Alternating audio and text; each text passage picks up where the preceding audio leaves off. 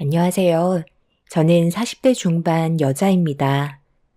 몇 달 전에 돈 문제로 인해 집안이 난리가 난 적이 있었습니다. 지금도 너무 황당해서 잠을 제대로 잘 수 없을 정도로 큰 고통에 시달리고 있네요. 그동안 남편과 함께 아무것도 없이 시작해서 지금까지 두 발로 열심히 뛰며 살아왔었습니다. 금전적으로 부유한 편은 아니었지만 서로 함께 인생을 만들어가면서 하나둘 성취하는 그런 맛으로 지금까지 지내왔었죠. 그런데 이런 궁핍한 생활이 돈에 대한 갈증을 불러일으킨 것 같았어요. 아빠가 얼마 뒤 정년 퇴직을 하신다는 소식을 들었을 때 30년간 근무하셨던 회사에서 퇴직금이 나오자 남편이 관심을 가지기 시작했어요. 평소에는 말수도 적고 무뚝뚝하던 사람이었는데 아빠의 퇴직금의 금액을 듣게 되면서 시도 때도 없이 퇴직금을 어떻게 사용할 건지에 대해 물어보길래 남편에게 왜 이렇게 관심을 가지냐며 살짝 짜증 섞인 말투로 대화를 이어나갔죠. 나는 그냥 궁금해서 물어보는 거지. 갑자기 큰 돈이 들어오셨는데 그걸 그냥 통장에만 썩히고 계실 게 뻔하시잖아. 그래서 무슨 말을 하고 싶은 건데 아빠가 알아서 하시겠지. 당신이 참견할 필요 없는 거잖아.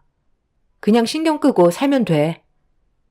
어떻게 신경을 안 쓸 수 있어? 그러다 쓸데없는데 사용하시거나 사기라도 당하시면 어쩌려고 그래? 당신은 걱정되지 않아? 아빠가 한두 살도 아니고 그런 걱정을 왜 해? 우리 집안이 옛날부터 워낙 가난하게 살아서 아빠는 허튼 곳에 돈을 사용하지 않으셔. 그냥 통장에 넣어 두셨을 거야. 나도 신경 안 쓰는 걸 당신이 왜 이렇게 예민하게 행동하는지 모르겠네.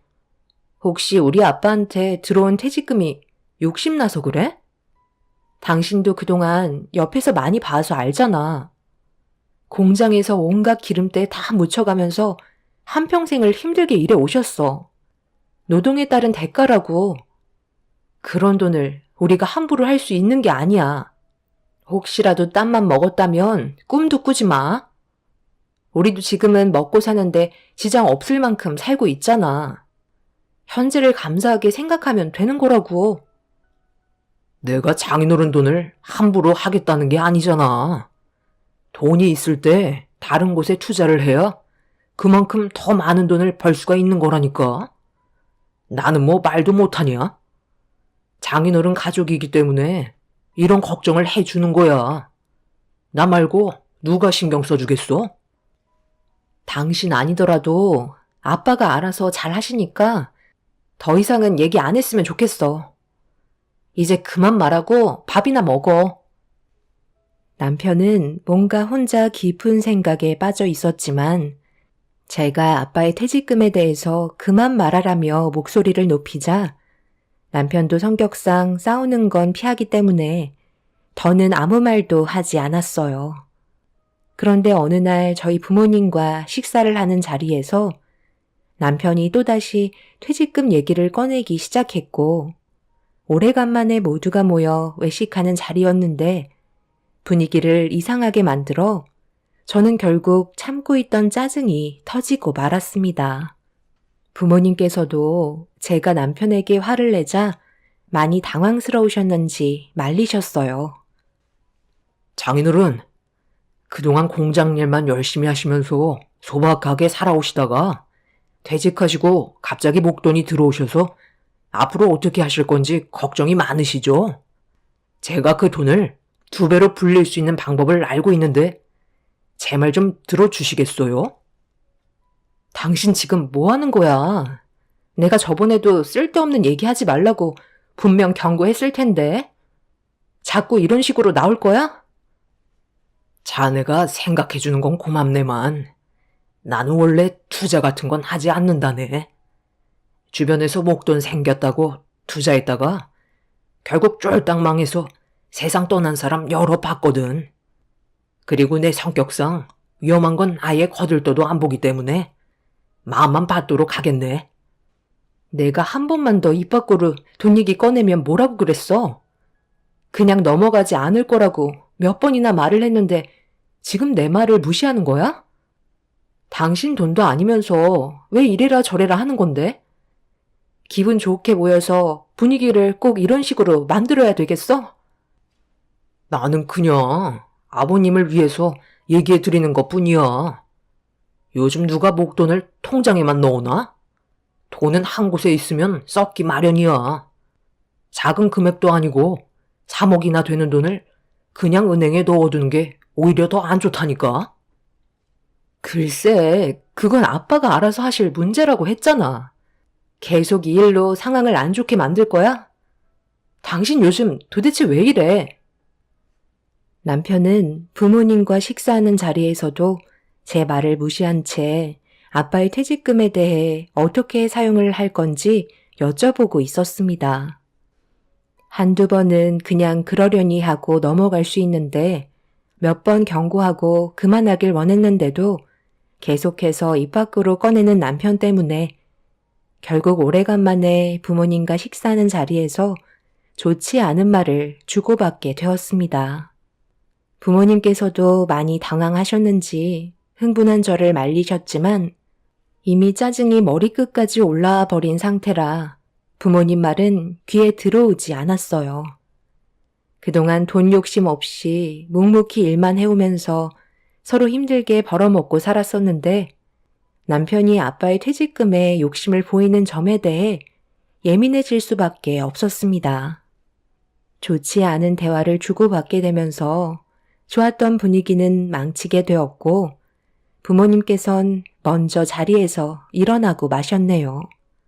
그날 집에 들어와서 무슨 생각으로 부모님을 난처하게 만들었는지 물어봤는데 남편은 저희 부모님이 더 잘 사시길 바라는 마음에 그런 거라며 더 이상의 대화를 이어나가지 않았어요. 표정을 봤을 때는 뭔가 불만이 한가득이었고 다른 속셈이 있는 듯 보였습니다. 워낙 말을 잘 안 하는 성격이라 평소에도 답답한 점들이 있는데 그날은 제 속을 뒤집어 놓고 말았죠.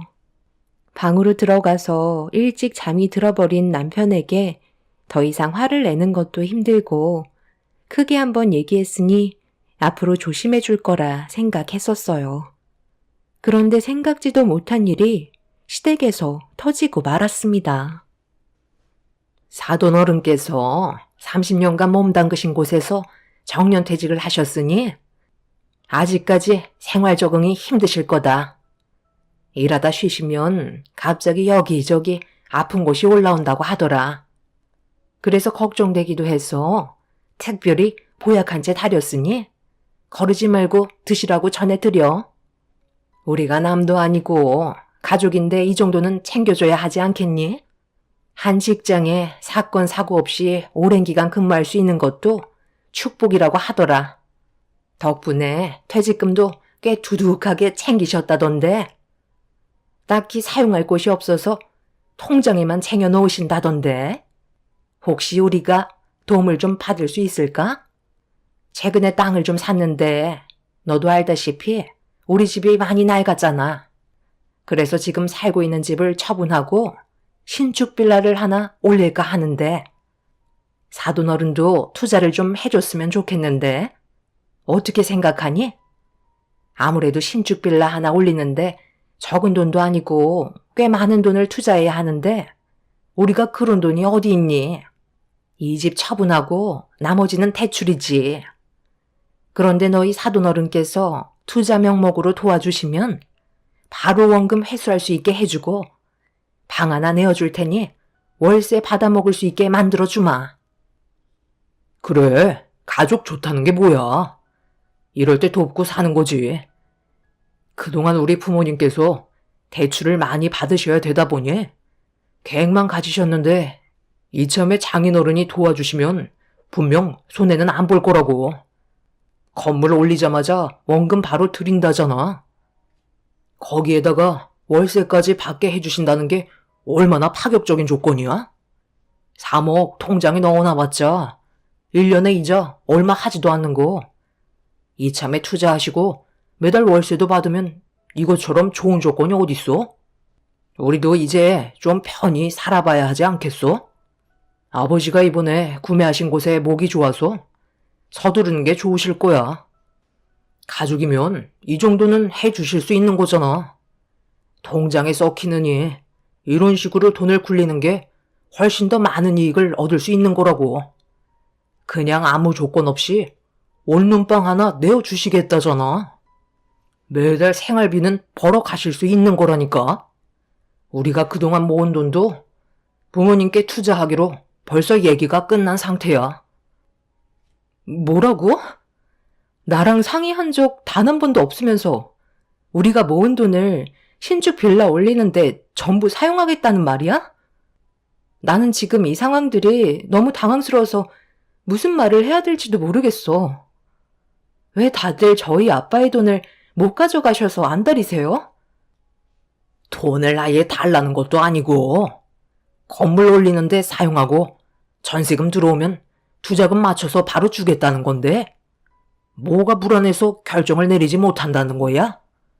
딸인 네가 사돈을 잘 설득하면 어려움 없이 손에 쥘 수 있는 돈 아니야? 우리가 너희 집안을 상대로 사기를 치겠니? 이참에 서로 이득 좀 보고 살자는 건데 너는 왜 이렇게 앞뒤가 꽉 막혀 있니? 아버님, 지금 하시는 말씀이 누가 보면 저희 아빠가 아버님한테 빚이라도 있는 줄 아시겠어요. 그렇게 원하시면 직접 가셔서 달라고 하세요. 그리고 이 보약은 가져갈 수 없을 것 같네요. 이런 부탁하시려고 오늘 상다리가 부서져라 음식을 준비해 주신 거였어요? 저는 그런 줄도 모르고 생각 없이 먹기만 했네요. 음식값 달라고 하시면 드릴게요. 그리고 저는 먼저 일어나 보겠습니다.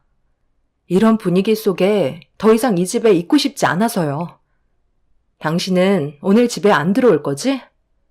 생각이 있으면 오늘은 그냥 아버님 댁에 있었으면 좋겠네.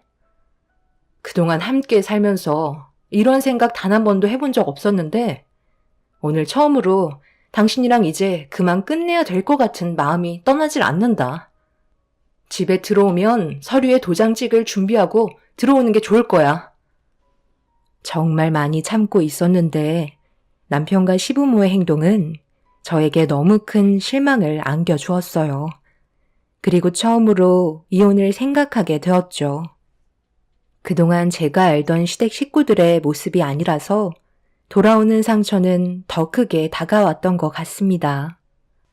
제가 단호하게 거절을 하면서 얘기하자 시부모님도 많이 당황하셨는지 어이없다는 표정을 보이시면서 쳐다보셨고 애들을 데리고 밖으로 나가려는 저를 뒤따라온 남편이 제 팔을 잡으면서 화를 내기 시작했어요. 자기 뜻대로 풀리지 않아 기분이 상한 듯 보였습니다. 그리고 거실에서 시모도 제가 긍정적인 반응보다 단호하게 거절하는 모습에 화가 나셨는지 당장 도장 찍고 오라며 더 큰 소리를 치셨어요. 남편은 저에게 얘기하는 것보다 저희 아빠에게 직접 찾아가서 퇴직금을 달라고 하는 게 빠를 것 같다며 저를 밀친 뒤 차를 타고 친정으로 향했습니다. 살다 이런 경우는 처음이라 저와 아이들을 두고 친정으로 가버린 남편의 행동에 어이가 없었습니다.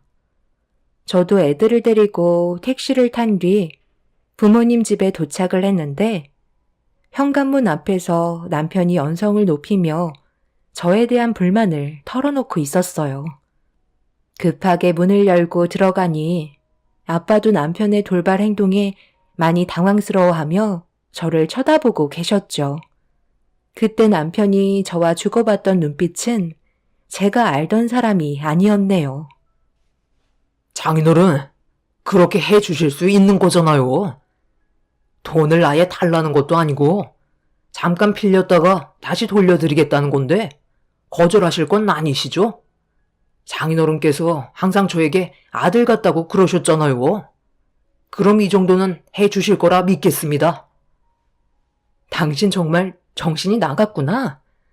내가 그만하라고 얘기했지. 왜 아빠 돈을 당신이 원하는 대로 하려는 건데? 정말 이혼하고 싶은 거니? 나는 말도 못해? 남도 아니고 가족인데 도와달라고 부탁할 수 있는 거잖아. 장인어른, 안 그래요? 제가 잘못됐어요? 아빠는 아무 말도 하지 않고 침묵을 지키셨어요. 제가 봤을 때 남편의 행동에 화가 많이 나신 듯 보였지만 꾹 참고 계시다는 걸 저는 느낄 수 있었습니다. 그동안 남편을 아들 같다고 여러 가지로 많은 것들을 신경 써줬었는데 돈 때문에 사람이 변한 모습을 보고 실망을 많이 하셨어요. 어린애도 아니고 아빠한테 무리하게 계속해서 부탁을 하자 더는 참기 힘드셨는지 남편의 부탁을 거절하셨습니다. 그리고 그 순간 침묵이 흘렀고 자리에서 일어난 남편은 더 이상 아무 말도 하지 않은 채 친정집에서 나갔네요. 저는 혹시라도 안 좋은 일이 생길까봐 일단 아이들은 부모님께 맡긴 뒤 남편을 뒤따라 나가려던 그 순간 다시 현관문이 열리더니 남편은 이미 이성을 잃어버린 사람처럼 몸을 떨며 골프채를 들고 있었습니다. 그 모습을 보고 있던 저는 뭐 하는 짓이냐며 소리를 질렀지만 남편은 이미 귀를 닫아버린 상태였어요. 그리고 저를 강하게 밀치면서 집안에 있던 물건들을 골프채로 전부 다 부수기 시작했어요. 거기다 눈이 돌아갔는지 말리는 아빠 엄마에게까지 난동을 피우고 있었어요. 처음 보는 남편의 모습은 저희 모두를 충격에 안겨주었고 저는 그 자리에서 경찰에 신고를 할 수밖에 없었죠. 왜 이렇게까지 하는지 남편의 행동이 너무 이해가 안 돼서 잠시 뒤 도착한 경찰에게 제압되자 흥분을 가라앉히길래 물어보게 되었어요. 그동안 내가 너희 집안에 얼마나 잘해왔어. 사이로서 정말 많은 것들을 신경 써줬는데 이 정도는 해줄 수 있는 거 아니야? 때 되면 좋은 데 데려가고 집안에 행사 있으면 내가 먼저 나서서 모든 걸 처리해줬는데 당신이랑 결혼하면서 살아온 세월이 고작 3억 때문에 상황을 이렇게 만들어야 돼? 서로 좋은 쪽으로 상황을 만들어갈 수 있는 건데 왜 무조건 반대를 하냐고? 지금 그게 말이 된다고 생각해? 그렇게 따지면 나는 당신 집안에 소홀히 했던 적 있어? 단 한 번도 없었잖아. 매년 명절날과 김장 때면 내가 얼마나 고생을 많이 했는지 알아? 그리고 지금까지 당신이 우리 집안에 보여줬던 것들은 전부 보상을 위해 했던 거였어? 그래서 이렇게까지 집착을 하는 거야? 우리 아빠가 30년간 몸이 부서져라 이래서 받은 퇴직금이야. 그런데 그걸 확실하지도 않은 곳에 투자를 할 수는 없잖아. 당신이 오늘 보여줬던 행동들은 그동안 힘들게 쌓아왔던 모든 것들을 무너뜨리게 만들어 버렸어. 법대로 진행할 거니까 방금 우리 가족들에게 했던 행동들에 대해 전부 다 진술하고 여기까지만 하도록 하자. 오늘 이 시간 이후로 우린 남남이야. 알겠어? 남편은 절대 이혼할 수 없다면서 경찰에게 붙잡혀 있는데도 난리를 치고 있었어요. 아빠는 모든 상황에 대해 설명하기 위해 경찰서로 향했고 엄마는 눈물을 흘리고 있는 아이들을 진정시키고 있었습니다. 아빠가 돼서 아이들한테 보여서는 안 될 행동을 했다는 거에 너무 큰 실망을 하고 말았네요. 이런 상황들이 너무 화나는 저는 아직까지 소식을 모르고 계신 시부모님을 뵈러 시댁으로 향했습니다. 남편과 이혼을 하기 전에 시부모님께 쌓였던 불만들을 전부 털어놔야 살 것 같았어요. 그렇게 시댁에 도착을 했는데 현관문이 열려 있었고 저녁 식사를 하고 계셨는지 고기 굽는 냄새가 밖에까지 진동을 하고 있었습니다. 어떤 상황인지 전혀 인지를 못하시고 시부모님은 웃으며 즐겁게 식사를 하고 계셨어요. 제가 왔는지도 모른 채 대화를 주고받고 계셨는데 시모의 충격적인 한마디에 입을 다물지 못했습니다. 우리 아들은 당연히 받아낼 수 있다니까. 내가 죽는 소리를 해서라도 가져오라고 했으니 당신도 조급해하지 말고 좀 기다려봐. 신축 빌라만 올리면 끝이야. 안 주면 어떡할 건데? 지들이 소송이라도 걸 거야? 가족인데? 그냥 시간 지나면 자연스럽게 잊고 살 수 있다니까. 돈 달라고 난리치면 아직 자금이 안 돌아서 못 받았다고 하면 돼. 그런데 우리가 산 땅이 정말 괜찮은 지역일까? 주변에 아직 아무것도 없잖아. 아무리 대출을 많이 받는다 해도 사람이 들어와야 살아야 우리도 돈을 벌 수 있을 텐데 개발 지역이 확실하게 맞긴 한 거지. 일단 사돈 퇴직금을 받아야 하니까 목이 좋은 곳이라고 대충 말하긴 했는데 워낙 신중하신 분이라 현장을 확인해 볼 텐데 아무래도 가능성이 없을 것 같은데. 그럼 언제까지 이렇게 살 건데? 주변에 공장들도 꽤 있잖아. 건물만 지으면 무조건 사람은 들어와서 살게 된다니까. 우리도 돈 걱정 없이 좀 살아보자. 이 집도 낡아 빠져서 숨 좀 돌릴만 하면 여기저기 하자만 생겨서 아주 골치라고. 우리 아들이 그동안 사돈댁에 얼마나 잘했어? 내가 작년부터 밑밥 깔아놓으라고 했던 이유가 거절을 못하게 만들라고 미리 손을 쓴 거야. 사소한 거라도 신경 써주면 사이를 어떻게 보겠어? 잘 살아보겠다고 열심인 사이의 부탁을 거절할 거야? 어차피 사돈들은 그 돈 있으나 마나 아니야. 돈도 쓸 줄 아는 사람들이 쓴다고. 우리가 돈이 없는 거지 계획이 없는 건 아니잖아. 며느리 개가 문제야. 눈치 하나는 더럽게 빨라서 무슨 말만 하면 의심부터 한다니까. 개에게 차질이 생기면 죽는 소리라도 해야 되겠어. 시부모의 대화는 온몸에 소름이 돋을 정도였고 한참 동안 대화를 주고받고 계시다가 시모는 어떻게 흘러가고 있는지 상황을 알아보기 위해 당신 아들한테 전화를 해봐야겠다면서 거실에 있던 핸드폰을 가지고 오려고 나오는 순간 저와 눈이 마주쳤고 시모는 경악을 하면서 그 자리에 주저앉고 말았습니다. 시모는 많이 당황했는지 떨리는 목소리로 언제부터 있었냐며 조심스럽게 일어나 저에게 다가오려 하자 시부가 무슨 일 있냐며 거실로 나오셨어요. 입에는 고기를 한가득 물고 잡수고 있는데 그 모습이 너무 꼴보기가 싫어서 주방으로 걸어가 진지상을 뒤엎으며 난리를 치게 되었네요.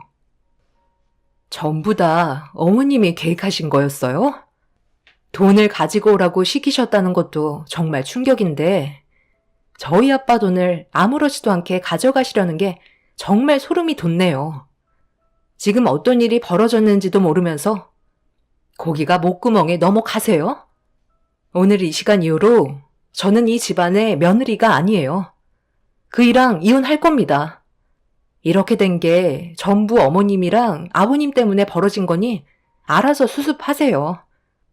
저희 아빠가 돈을 안 주겠다는 한마디 때문에 집안을 난장판으로 만들어 놓고 지금 경찰서에서 조사를 받고 있어요. 남의 돈을 아무런 대가 없이 가져가려고 했기 때문에 그에 따른 처벌을 받게 된 거라고요. 우리 아들이 경찰서에 있다고? 지금 그 말이 사실이니? 분명 좋은 소식 가지고 오겠다며 나한테 전화했었는데. 내가 불안불안 하더니만 당신 때문에 결국 일이 터졌잖아. 이제 어쩔 거야? 내 아들 인생 당신이 망친 거라고? 이게 왜 나 때문이야? 능력 없는 당신 잘못이지? 돈이라도 많이 벌어왔어 봐. 내가 이렇게까지 계획을 했겠어? 돈이 없으니까 그런 거 아니야. 내가 아니라 당신이 전부 잘못한 거라고. 얘야, 네가 어디까지 들었는지 모르겠지만 네가 생각하는 그런 거 절대 아니니까 너무 극단적으로 몰아가지 마라. 이혼이 장난도 아니고 서로 좋게 해결 봐야지. 두 번 다시 사돈어른 퇴직금에 대해서 입 밖으로 꺼내지도 않으마. 너도 알지? 그동안 내 아들이 가정을 위해 얼마나 열심히 살아왔는지 너는 인정하잖아. 그런 걸 봐서라도 이번 한 번만 그냥 넘어가도록 하자. 사람은 누구나 실수는 할 수 있잖니? 이미 전부 다 들어버려서 그렇게는 못할 것 같아요. 그이랑 이혼할 거고 앞으로 두 번 다시 얼굴 뵐 일 없었으면 좋겠어요. 시모는 제 손을 잡으면서 지금의 상황을 벗어나기 위해 애원하셨지만 이미 너무 큰 상처를 받은 나머지 더는 시댁 식구들을 용서해 줄 수 없었습니다. 아빠가 퇴직을 하기 전부터 계획을 하고 있었다는 게 너무 큰 충격으로 다가왔었어요. 그리고 그 말을 따른 남편도 이해할 수 없었죠. 그런데 제가 시모를 절대로 봐주려 하지 않자 자존심이 상하셨는지 잡고 놔주지 않던 손을 뿌리치면서 제 머리채를 잡으셨어요. 이미 저도 화가 머리끝까지 올라온 상태라 이판사판으로 나갈 수밖에 없었죠. 시부는 그만하라고 시모와 저를 힘으로 떨어뜨려 놓았는데 그 순간 시모에게 전화 한 통이 왔어요. 남편이 경찰서에 있기 때문에 서둘러 와달라는 요청이었고 저와의 관계보다 당신 아들이 걱정이 되셨는지 시부모님께서는 서둘러 경찰서로 향하셨습니다. 그렇게 모두가 함께 모여 있는 상황 속에 아빠는 남편이 했던 행동들에 대해 설명하고 있었고 남편은 고개를 떨군 채 조사를 받고 있었어요. 그 모습을 보던 시부모님은 아빠한테 하나뿐인 사이 좀 용서해달라며 앞으로 이런 일들이 없을 거라 했지만 제가 좀 전에 있었던 일들에 대해 아빠한테 전부 다 설명을 했어요. 시부모가 계획했던 일들에 대해 듣게 된 아빠는 화가 머리끝까지 올라오셨고 남편이 한 행동에 대해서는 조금의 선처도 없다며 법대로 진행하겠다고 결정을 하시면서 분위기는 점점 더 안 좋아지고 있는데 갑자기 처음 보는 사람이 시부와 시모의 머리채를 잡고 난리를 치기 시작했어요. 아빠와 저는 전혀 예상하지 못한 상황이라 그 모습을 멍하니 바라만 보고 있었습니다. 너희들 자수하러 온 거니? 내가 너희들 때문에 지금까지 잠 한숨 못 자고 얼마나 힘든 삶을 살아왔는지 알아? 내 돈 어딨어? 빨리 안 내놔? 너희들이 나한테 사기치고 가져간 내 돈 전부 다 다시 내놓으라고. 형사님, 제가 얘기했던 사람들이 바로 이놈들이에요. 5년 전에 저한테 부동산 투자 사기를 쳐놓고 지금 나를 처음 보는 사람 취급해? 자기들이 입지 좋은 땅을 많이 알고 있어서 함께 투자를 하면 돈도 같이 벌고 본인들보다 내가 더 많이 가져갈 수 있게 해주겠다고 허위로 나를 속여서 4억을 가로채 갔잖아. 그리고 갑자기 사라지는 바람에 손도 못 써보고 지금까지 찾고 있었는데 제발로 경찰서에 나타났네. 내 돈 어디 있어? 당장 내놓으라고. 형사님, 이 사람들 당장 콩밥 먹게 조치해 주세요. 시부모님이 과거에 타인에게 사기를 쳤다는 거에 대해 아빠와 저는 입을 다물지 못했었어요. 담당 형사는 접수된 건에 대해 조사를 하기 시작했고 시부모님은 충격적이게도 정말 사기를 쳐서 도망친 상태였습니다. 말도 안 되는 일들이 눈앞에 펼쳐지니 저희도 할 말을 잃었었고 남편도 어느 정도 알고 있었는지 고개를 떨군 채 가만히 있었는데 사기를 당하신 분이 남편을 유심히 쳐다보더니 갑자기 삿대질을 하면서 남편 보고 바람잡이 역할을 한 사람이라며 모두 다 같이 계획한 사람들이라는 말을 듣게 되었습니다. 저는 너무 큰 충격을 받아 다리에 힘이 풀려 그 자리에 주저앉았고 저 몰래 이런 일들을 저지른 남편에게 너무 큰 실망을 하고 말았어요.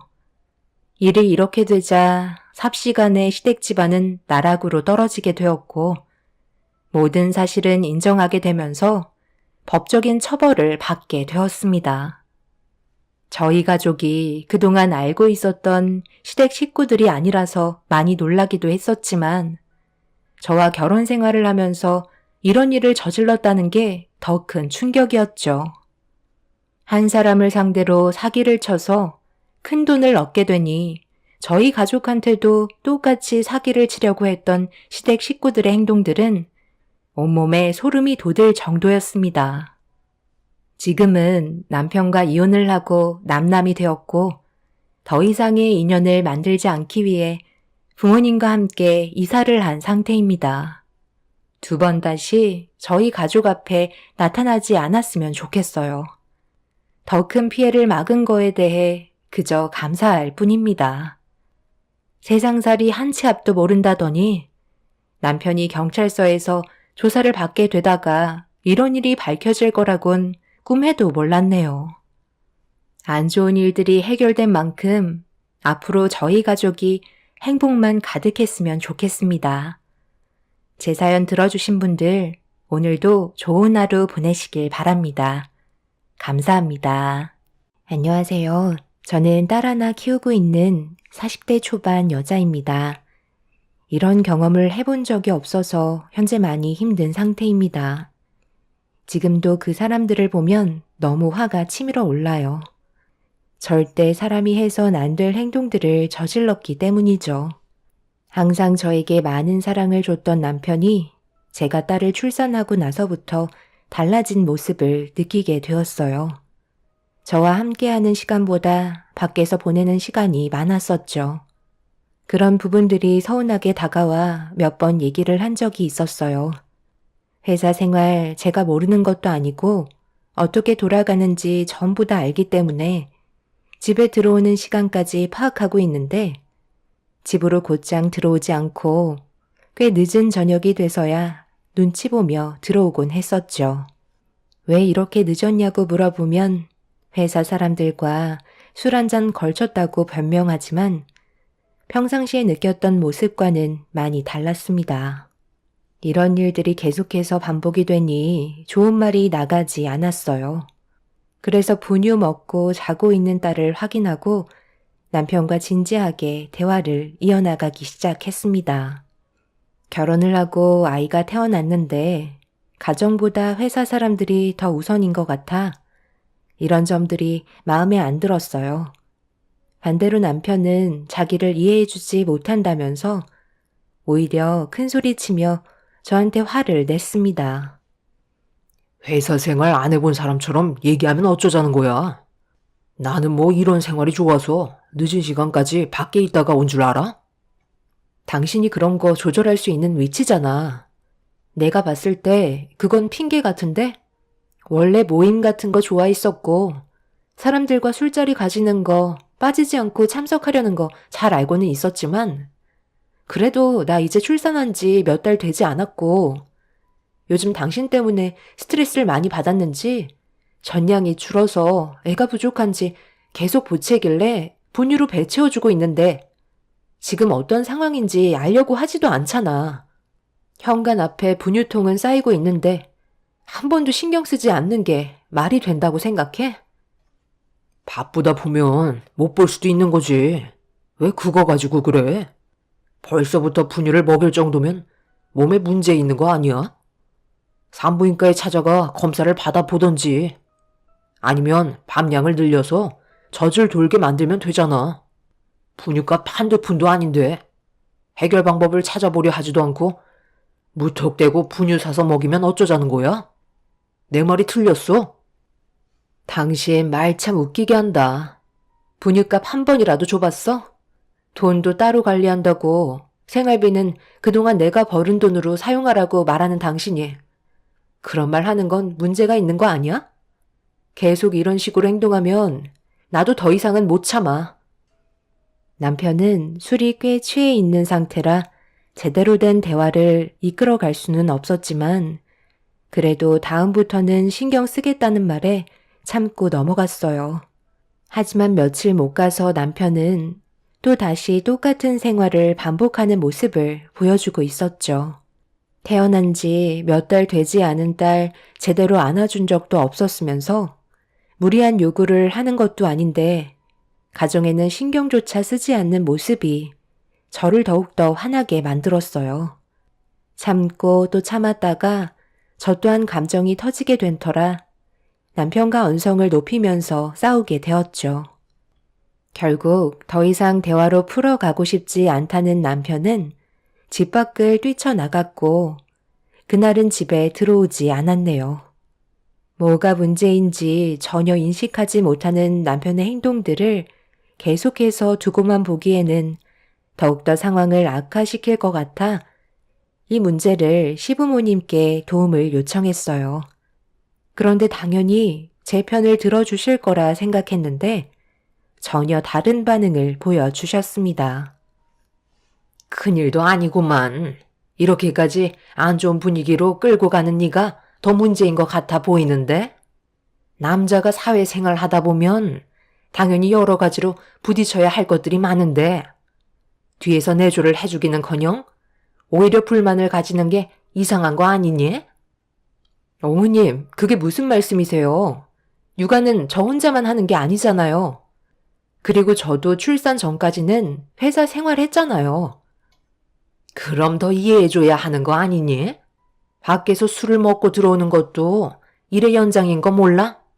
내조를 그렇게 못하니까 애가 맨날 움츠려 있는 거잖아. 뒤에서 팍팍 밀어주지 못할 거면 그냥 알아서 하게끔 내버려 둬라. 내 아들이 너 때문에 숨 막혀서 살겠니? 시모는 제 말을 조금도 들어주려 하지 않았어요. 그래도 어느 정도는 이해해 주실 줄 알았는데 괜히 전화했다 싶었죠. 남편이 저와의 문제들을 전부 다 시모에게 미리 얘기한 듯 보였습니다. 솔직히 너무 서운했었죠. 딸 하나 낳은 것도 정말 힘들게 가진 거였거든요. 남편과 결혼 생활하면서 뭐가 문제였는지 그토록 바라던 임신은 쉽게 되지 않았습니다. 적지 않은 나이에 결혼을 한 것도 어느 정도 영향이 있었겠지만 그래도 남들 다 아는 임신 쉬울 거라고만 생각했었어요. 하지만 아이를 가진 건 나이 40에 진입을 하고서야 임신 소식을 접할 수 있었죠. 정말 힘든 시간을 이겨내고 품에 안긴 아이였는데 시모는 적지 않은 나이에 힘들게 가진 아이가 하필 딸이라는 이유 하나만으로 출산 이후 단 한 번도 집에 찾아오지 않으셨어요. 이런 부분들도 너무 서운했었지만 시간이 지나면 자연스럽게 해결이 될 거라 믿고 있었는데 시모는 저와 제 딸을 조금도 신경 써주지 않았습니다. 결국 제가 기댈 수 있는 건 저희 부모님밖에 없었어요. 지금 시간에 어딜 가겠다는 거야? 당신 계속 이런 식으로 행동할 거야? 이대로 애 데리고 처가에 가면 내 입장이 뭐가 되겠어? 제발 생각 좀 하고 움직여. 당신이 원하는 대로 최대한 일찍 와서 신경 쓸 테니까 이제 그만해. 당신 말에 내가 한두 번 속아? 오늘은 왜 이렇게 늦은 건데? 술도 안 먹었으면서 연락도 안 받고 도대체 뭐 하다 온 건데? 아는 지인 중에 부모님이 돌아가셔서 장례식장에 다녀오는 길이었어. 괜히 당신 찝찝해할까봐 말하지 않은 거라고. 그 말을 지금 나보고 믿으라는 거야? 당신이 한 말에 대해 확인시켜 줄 수 있어? 두리뭉실하게 얘기하지 말고 내가 믿을 수 있게 확실하게 말해봐. 왜 아무 말도 하지 못하는 건데? 이제 나한테 거짓말까지 하는 거니? 요 며칠 사이 당신 옷에서 화장품 같은 게 묻어 나오던데? 그거는 또 어떻게 설명할 거야? 아무리 회사 사람들이나 지인들끼리 술자리를 가진다 해도 셔츠나 정장에 화장품이 묻어오는 일이 반복되는 건 당신이 지금 나 몰래 다른 여자를 만나고 있다는 거 아니야? 그게 지금 무슨 뚱딴지 같은 말이야. 내가 뭘 여자를 만나? 당신은 지금까지 날 봐와놓고도 몰라? 그동안 결혼 생활하면서 여자 문제로 일을 크게 만든 적이 있었어? 한 번이라도 그런 일이 있었다면 말도 안 하지. 나를 지금 어떻게 보고 그런 식으로 사람을 몰아가는 건데? 지금은 좀 그렇고 내일 내가 장례식장 어디 다녀왔는지 사진 좀 보내달라고 할 테니까 그거 확인해 보면 되잖아. 그리고 회사 생활하거나 여러 가지 이유로 화장품이 잠깐 묻을 수도 있는 거지. 그걸로 생사람 잡는 건 정말 문제가 있는 거라고. 한 번만 더 의심하면 그땐 나도 그냥 넘어가지 않을 거니까 앞으로 입 조심해. 알겠어? 며칠 동안 남편의 옷에서 여자 화장품이 몇 개 묻어 있는 걸 몇 번이나 확인을 했었기 때문에 의심을 안 할 수가 없었어요. 그런데 제가 화장품 얘기가 나오자마자 정색을 하면서 혼자 흥분을 하더니 절대 그런 거 아니라는 말을 하고 있었지만 그런 모습을 지켜보는 저는 의심을 안 할 수가 없었습니다. 여자의 촉을 무시할 수가 없기 때문에 확인을 해보는 게 좋을 것 같았어요. 갑자기 달라진 남편의 모습들은 분명 이유가 있을 거라 생각했었습니다. 그래서 드러났던 적금을 깨고 그 돈으로 남편의 뒷조사를 의뢰하게 되었죠. 꽤 많은 돈을 지불했지만 만약 제가 의심하는 부분들이 정말 오해였다면 돈은 아깝지 않았습니다. 그렇게 남편이 퇴근하고 난 이후의 시간의 행동을 보고받기 위해 떨리는 마음으로 기다리고 있는데 저에게 문자로 전송되어 오는 사진 한 장은 제 가슴을 철렁 내려앉게 만들었습니다. 이래서 여자의 촉은 무섭다고 하나 봐요. 남편이 퇴근하고 회사 사람들과 술자리를 가지는 게 아닌 어느 아파트로 걸어 들어가는 모습은 누가 봐도 저 몰래 다른 여자를 만나고 있는 게 확실해 보였습니다. 만에 하나 제가 상상하는 그런 게 아니라면 정말 다행이겠지만 남편이 쓸데없이 퇴근하고 다른 집에 급히 들어가는 행동은 바람 말고는 다른 건 생각나지 않았어요. 저와 비슷한 경험을 해보신 분들은 아시겠지만 배우자가 바람을 피우고 있다는 느낌을 받게 되거나 현장을 목격했을 때 오게 되는 정신적 충격은 상상 이상이었습니다. 더군다나 이제 태어난 지 얼마 되지 않은 자기 딸도 있는데 그런 행동을 한다는 건 정말 받아들이기가 힘들었어요. 그런데 몇 시간 뒤 보내온 또 다른 사진 한 장은 저를 더 경악하게 만들었죠.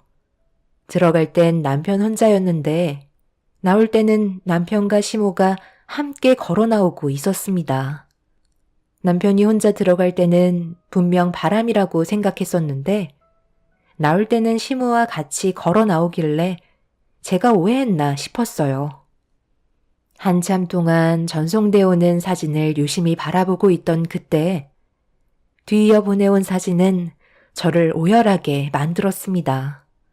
남편과 시모가 먼저 걸어 나왔고 그 뒤로 처음 본 여자가 품에 아이를 안고 있었어요. 그리고 계속해서 전송되어 오는 사진들과 영상들은 누가 봐도 남편이 저 말고 다른 여자와 이중생활을 하고 있었다는 걸 알 수 있었습니다.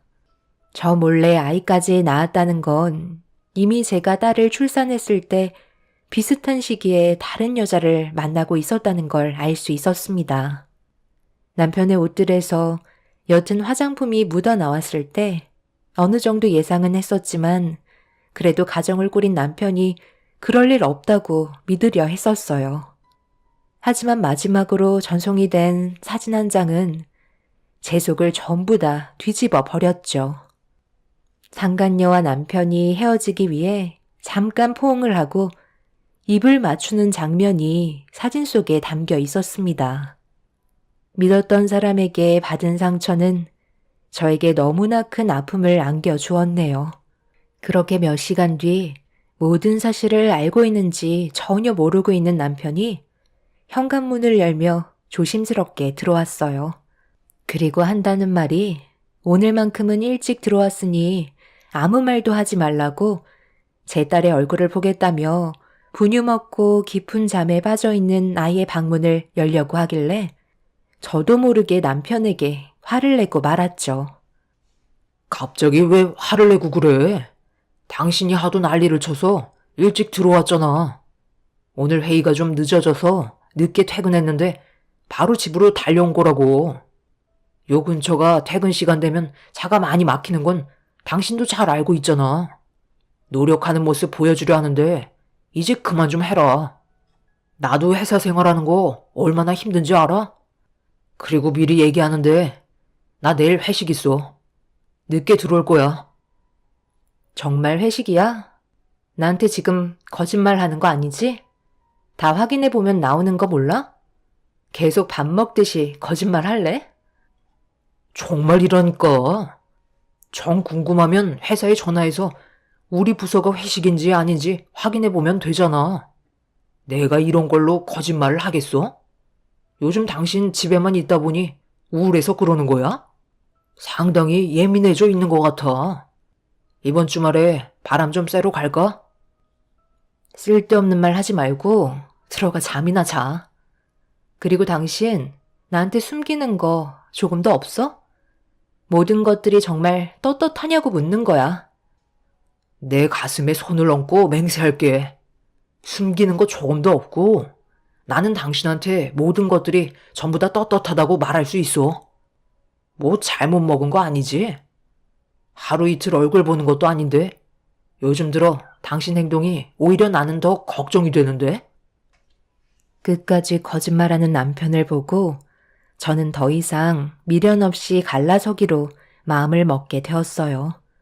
마지막으로 기회를 줬었는데 남편은 제가 하는 말이 어떤 뜻인지 전혀 이해하지 못하고 있었습니다. 그날 이후 남편을 절대 용서해 주고 싶지가 않아 제가 할 수 있는 선에서 모든 걸 다 동원해 남편을 무너뜨리고 싶었어요. 그렇게 하나하나 이혼을 준비하고 있는데 남편이 상간녀와 따로 만나 대화를 주고받는 장면이 저에게 전송이 되었고 결정적인 증거물을 확보할 수 있었습니다. 내일부터 회사로 출근을 하겠다고? 몸이 전부 다 회복이 된 거야? 안 그래도 어제 장모님께서 하루빨리 당신이랑 합치길 원하고 계셔.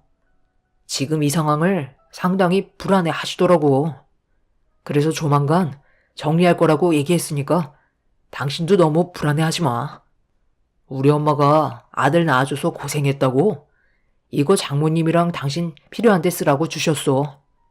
별거 아니니까 부담 갖지 말고 가방에 넣어놔. 육아 스트레스도 좀 풀 겸 백화점 가서 장모님이랑 쇼핑이라도 하던지. 부족하면 언제든 또 말해. 어머, 이게 얼마야? 5천만 원이잖아. 어머님이 정말 이 큰 돈을 주셨단 말이야? 앞으로 아들 하나 더 안겨드려야겠는데. 그리고 회사에서도 내가 입사한 지 얼마 안 돼서 갑자기 이런 일이 생겨서 그런지 좋은 시선을 받지 못하는 것 같더라고. 그래서 일단 회사로 출근하는 게 좋을 것 같아. 자기는 최대한 빨리 정리를 해줬으면 좋겠어. 회사에서 이런 사실을 알게 되면 좋을 거 하나 없잖아. 엄마가 불안해하는 것도 그런 것들이야. 한 번 소문나면 걷잡을 수 없을 정도로 일이 커지게 되는 거잖아. 나 못 믿어? 당연히 내가 그런 것들은 너한테까지 영향이 가지 않게 모든 걸 내 손에서 전부 다 처리하지. 걱정하지 마. 남편과 상간녀는 카페에서 단둘이 만나 앞으로의 계획을 세우고 있었습니다.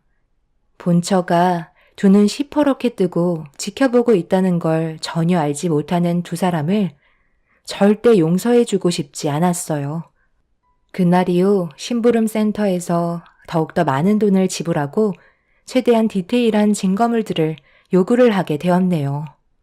시모는 딸을 낳은 저에게 제대로 된 사랑 한 번 준 적도 없었으면서 상간녀인 젊은 여자한테는 아들을 안겨줬다는 이유 하나만으로 5천만 원을 거침없이 남편을 통해 찔러주는 모습들이 남아있던 전까지 떨어지게 만들었습니다. 그렇게 하나둘 남편과 함께 했던 것들을 정리하고 있는데 남편이 집에 들어왔어요. 당신 지금 뭐 하는 거야? 짐 정리를 왜 하고 있는 건데? 어디 가려고 하는 거야? 서윤이가 안 보이네. 장모님 댁에 보냈어? 아무래도 부모님의 도움을 받는 게 좋을 것 같아서. 이제 모유도 안 나오고 분유로만 먹이고 있는데 언제까지 집에 있을 수는 없잖아. 나도 이제 회사로 복귀해야지. 내일부터 출근하기로 벌써 말 다 해놨어. 여기에 있는 물건들은 부모님께서 사용하셔야 하니까 정리하고 있는 거야. 계속 쉬고 있는 것도 눈치 보이고 요즘 다 이렇게 하잖아? 당신 표정이 왜 그래? 내가 회사 복귀하는 게 싫어? 아니, 싫은 게 아니라 나는 당신 힘들까봐 그러는 거지. 지금 한창 아이 때문에 정신 없을 때인데 좀 더 시간을 두고 움직이는 게 내가 봤을 때 좋을 것 같은데? 그러지 말고 쉴 때 좀 더 쉬는 게 좋지 않겠어? 어차피 육아휴직 아직도 많이 남았잖아. 부모님이 도와주신다고 하셨어. 회사에서도 나를 필요로 하고 있는데 언제까지 쉴 순 없잖아? 이미 결정한 건데 내가 회사에 가면 안 되는 이유라도 있는 거야? 당신 나한테 말 못한 거 있어? 회사에 나 모르게 다른 여자라도 심어놨나 봐? 또 그 얘기야? 나를 뭘로 보고 계속 그런 식으로 의심하면서 몰아가는 건데. 당신 하고 싶은 대로 해. 나는 피곤해서 먼저 들어갈게. 남편의 떨리는 목소리에서 모든 걸 알 수가 있었어요. 분명 급하게 방에 들어간 것도 이런 사실을 상간녀에게 알려주기 위해 들어간 거였겠죠. 어차피 모든 게 밝혀질 텐데 저에게 안 걸리려고 발버둥 치는 모습이 불쌍하기만 했네요.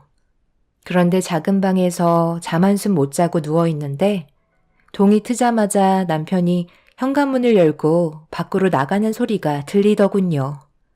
분명 상간녀가 출근한다고 했으니 함께 가려고 집에까지 마중 나가려고 움직인 거였겠죠. 그리고 제가 출근한다는 말에 최대한 티 안 나게 행동하려고 서로 입을 맞춘 뒤 계획을 세우려는 게 두 눈에 뻔히 보였습니다. 더 이상 실망할 것도 없어서 남편의 행동들에 아무런 감정도 느껴지지 않았어요. 그렇게 회사에 도착해 그동안 밀려있던 일들을 처리하면서 시간을 보내고 있는데 남편은 제가 일하고 있는 부서로 단 한 번도 찾아오지 않더라고요. 그런데 남편과 저와의 사이에 문제가 생겼다는 걸 저희 부서 직원들이 대충 알고 있었는지 제가 회사에 없었던 기간 동안 남편의 행동이 어떠했는지 얘기해주고 있었습니다. 새로운 신입이 남편 밑으로 배정이 되었는데 둘이 상당히 가까워 보였고 화장실 가는 시간 빼고 모든 걸 같이 했었다며 회사에서 누가 봐도 서로 연인 사이 같아 보이는 모습에 저희 직원들도 많이 당황해했던 걸 알 수 있었네요. 제가 없는 시간 동안 남편은 벌써 새로 들어온 여자와 갈 때까지 간 사이가 되어버렸던 거죠.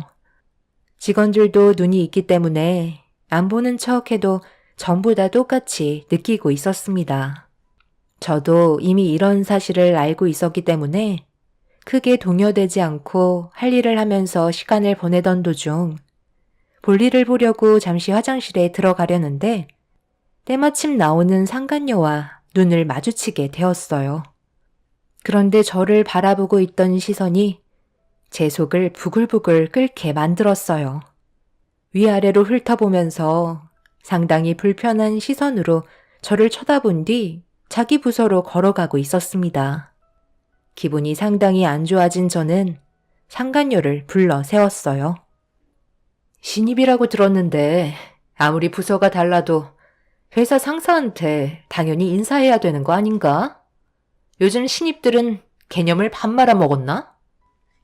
아, 네. 안녕하세요. 저는 다른 부서와는 별로 입을 섞고 싶지 않아서요.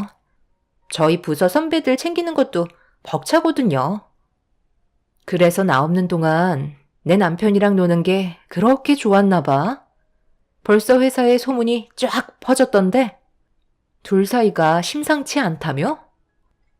어머, 벌써 부장님 귀에까지 들어갔어요? 그럼 조심하셔야죠. 제가 낚아챌 수도 있을지 모르잖아요? 요즘 남자들 젊은 여자면 사족을 못 쓰잖아요. 더군다나 회사 내에서는 젊은 여자가 얼마나 귀하겠어요? 낚아채 가는 사람이 임자 아닌가요? 저희 상무님 같은 경우 능력도 있으시고 얼굴도 빠지지 않는데 저 같아도 혹할 것 같은데요. 더 할 말 없으시면 이만 가보겠습니다. 적당히 나이 먹었으면 사회생활 어느 정도 할 줄 알아야지. 남자들이 조금 잘해준다고 아무데나 꼬리 함부로 놀리다간 인생 쫑나는 거 순식간이야. 눈앞에 있는 것만 바라보다가 여러 죽어나가는 거 내가 정말 많이 봤거든. 한번 열심히 해봐. 상간녀는 저를 증오하듯 노려보고 있었어요. 저 또한 당장 달려가서 머리채 잡고 싶었지만 이를 악물고 끝까지 참았습니다. 그런데 상간녀와 대치하고 있는 사이 남편이 저를 발견하고 급하게 뛰어왔어요. 그런데 제가 아무것도 하지 않았는데 상간녀를 자기 몸 뒤로 이끌더니 보호해주려는 듯한 행동을 제 앞에서 보였습니다. 남편 몸 사이로 고개를 내민 상간녀는 자기가 이겼다는 듯한 눈빛으로 남편의 팔짱을 끼며 온갖 애교를 부리면서 일하는데 문제가 생겼다고 남편을 끌고 부서로 데리고 들어갔네요. 그리고 그 모습을 저뿐만 아니라 저희 부서 직원들이 전부 다 보고 있었습니다. 그때 받았던 치욕은 아직까지도 잊을 수가 없을 정도로 엄청난 충격을 받았었죠. 그래도 회사 내에서 제가 본처인데 상간녀를 감싸는 남편을 보고 있으니 더 이상은 안 되겠다 싶었습니다. 그래서 퇴근하고 이혼 서류를 테이블에 올려놓은 뒤 남편에게 할 말이 있다며 최대한 빨리 집에 오라고 문자를 보냈습니다. 좀 전에 있었던 일들에 대해 심각성을 느낀 남편이 오랜 시간 걸리지 않고 집에 들어오길래 테이블에 올려두었던 이혼 서류를 보여줬습니다. 그걸 본 남편은 전혀 생각지도 못했는지 놀라면서 저를 바라보았고 용서를 구하는 게 아닌 급하게 서류를 작성했어요. 그리고 뒤이어 저한테 한 말들이 제 마음을 찢어 놓았죠. 그래, 잘 생각했어. 당신이랑 나는 애초부터 잘 맞지 않았다니까. 각자 갈 길 가는 게 서로에게 이득이라니까. 나는 당신이 상처받을까봐 그동안 이혼하자는 말도 못하고 얼마나 속을 끓었는지 알아? 내일 당장 법원에 갈 거지? 나랑 이혼하는 게 그렇게 좋니? 여태까지 당신을 위해 내 인생을 바쳤는데 어떻게 눈 하나 깜빡하지 않고 이혼 서류에 사인을 할 수가 있어? 내가 왜 이혼을 하자는 건지 물어볼 생각도 없는 거야? 내가 결정한 이유가 궁금하지도 않아? 그걸 물어봐서 뭐해? 어차피 당신이랑 나랑 성격 차이 때문에 그러는 건데. 그리고 우리 엄마한테도 사랑도 못 받았잖아. 당신은 아이 하나 가지는 것도 정말 힘들었는데 결국 딸이었고, 둘째는 아예 생각도 안 하고 있는데 엄마가 좋아하시겠어? 당신 집안과 능력 보고 나도 결혼하긴 했지만 살다 보니 알겠더라. 그런 게 그렇게 중요한 건 아니더라고. 안 맞으면 끝인 거야. 내일 법원에서 보면 되니까. 나는 이제 그만 나가와도 되는 거지. 집안에 있는 짐들은 최대한 빨리 정리해줬으면 좋겠어. 그리고 이혼 재산 분할 같은 건 서로 가져온 만큼 다시 가져가면 되는 거니까 그게 신경 쓰지 않아도 되는 거지. 그런데 당신 회사는 어쩔 거야? 서로 불편한데 다른 데로 옮기는 게 좋지 않겠어? 내가 괜찮은 곳 알아봐 줄 수도 있는데 내일 마저 얘기하자.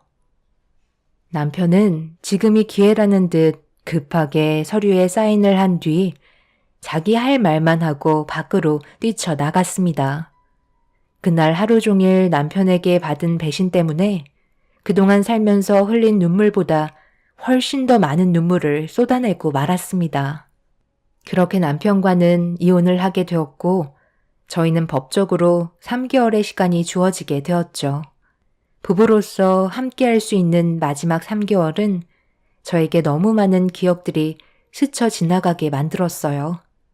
연인 사이로 만나 서로 행복하게 살기 위해서 결혼을 약속하고 그토록 바라던 아이를 가진 뒤 앞으로 좋은 날들만 눈앞에 펼쳐질 거라 생각했는데 모든 것들이 전부 물거품이 되어버리고 말았습니다. 남편은 이미 저와 딸을 버리고 다른 여자와 아이의 아빠로 남아버렸고 그렇게 각자의 인생을 살아가기 위해 다시 회사로 돌아왔습니다. 그리고 그날은 임원 인사 명단의 진급날이 발표되는 날이었죠. 남편과 제가 회사에 도착했을 때 이미 많은 직원들이 저희를 보며 술렁이기 시작했어요. 게시판에 붙어있는 임원 인사 명단을 확인하기 위해 달려간 남편은 얼굴이 사색이 되었고 말도 안 된다는 듯 저를 바라보고 있었습니다. 정작 진급을 해야 할 남편의 명단은 빠져 있었고 제 이름이 올라가 있었죠. 저는 모든 걸 미리 전부 다 알고 있었습니다. 저에게 가까이 온 남편이 제가 왜 명단에 올라갔는지 물어보며 이해할 수 없다는 표정을 보이는데 전 직원들 모두의 핸드폰에 회사의 공지사항 알람이 울렸고 직원들이 하나둘 회사 공지사항을 확인하는 순간 남편은 뒷걸음질 치며 경악을 하고 말았습니다. 그동안 남편이 상간녀와 만나고 있던 사진들과 녹음 내용들이 전부 다 공개가 되었기 때문이죠. 그리고 뒤이어 저희 회사 대표님께서 남편을 보며 걸어오셨네요. 이상무, 이게 어찌 된 일인가? 이상무는 이제 우리 회사 직원이 아닐세. 어떻게 이런 끔찍한 일을 저지르고도 아무렇지 않게 회사 생활을 할 수가 있는 거지?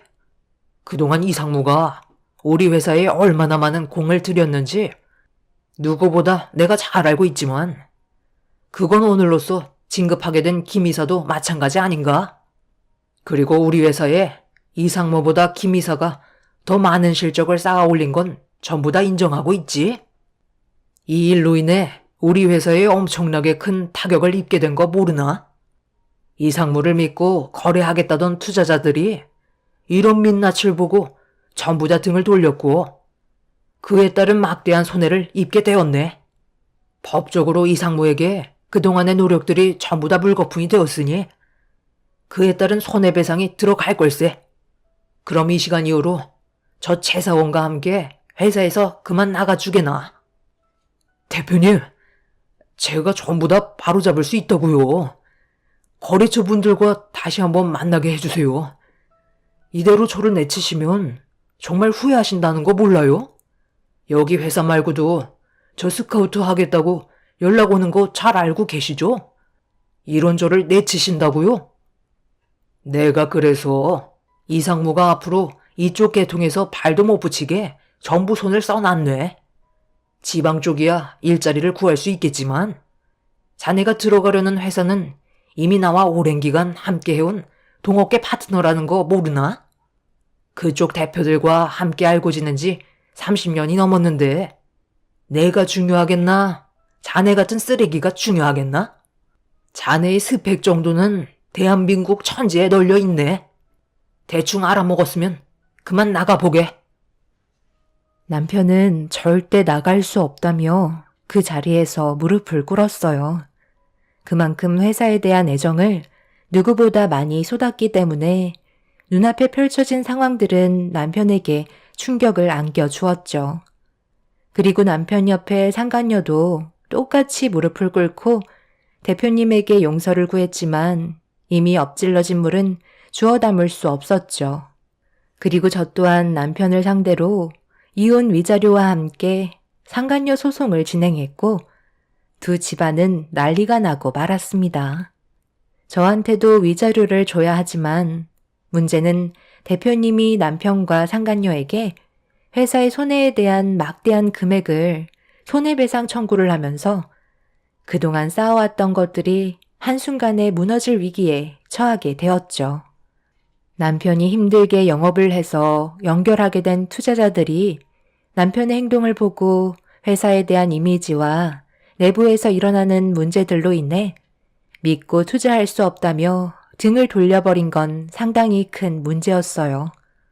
그만큼 저희 회사 측에서도 그동안 쏟아부었던 시간들과 금전적인 부분들이 상당하기 때문에 남편은 감당하기 힘들 만큼 상황은 악화가 되었죠.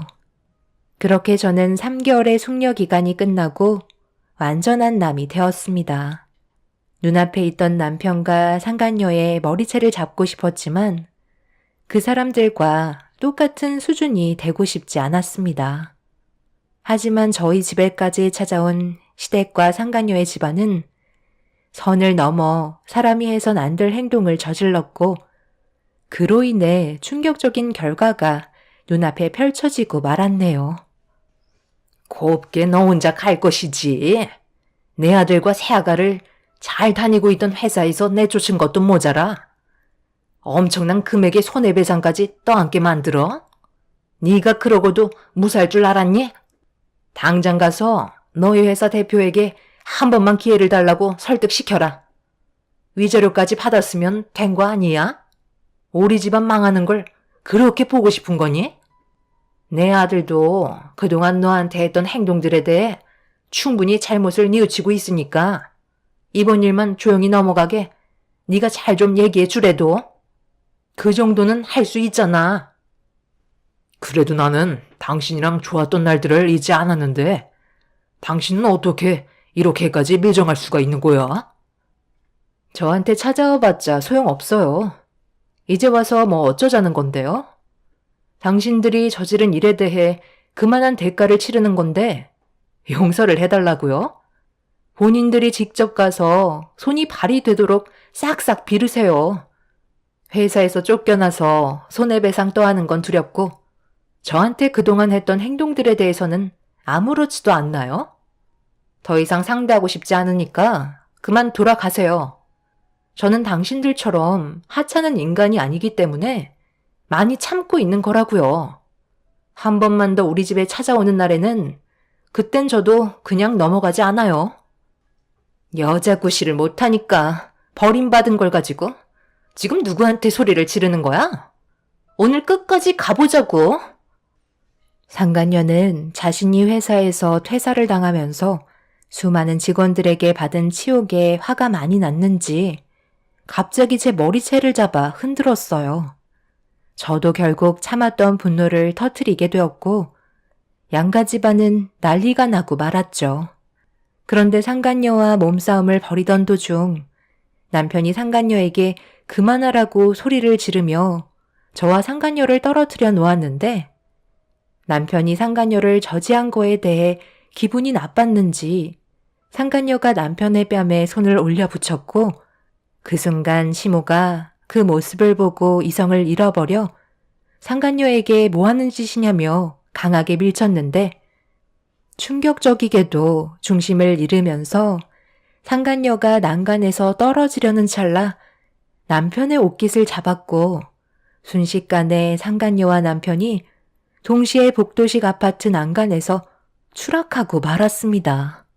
복도에서 시댁 사람들과 상간녀 집안 사람들까지 우르르 몰려와 있었기 때문에 비좁은 틈에 워낙 순식간에 벌어진 일이라 아무도 손을 쓸 수가 없었고 두 사람 다 깨어나지 못하고 있었죠.